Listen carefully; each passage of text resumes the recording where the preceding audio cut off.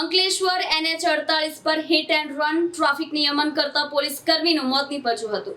અકસ્માત સર્જી વાહન ચાલક ફરાર થઈ ગયો હતો. પાનોલી પોલીસે ગુનો નોંધી ફરાર વાહન ચાલકને ઝડપી પાડવા સીસીટીવી ફૂટેજની મદદથી તપાસ શરૂ કરી હતી.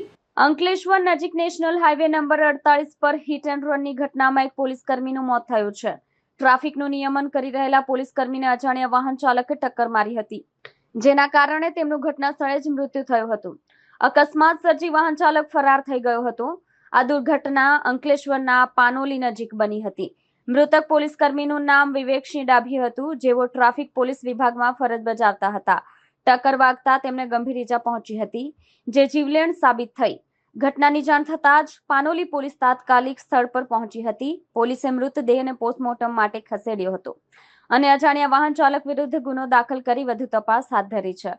પાનોલી પોલીસ મથકના પોલીસ ઇન્સ્પેક્ટર SM દેસાઈએ ટેલિફોનિક વાતચીતમાં જણાવ્યું હતું કે સીસીટીવી ફૂટેજની મદદથી અજાણ્યા વાહન ચાલકની શોધખોળ કરવામાં આવી રહી છે. આ ઘટનાથી પોલીસ બેડામાં શોકનો માહોલ છવાઈ ગયો છે.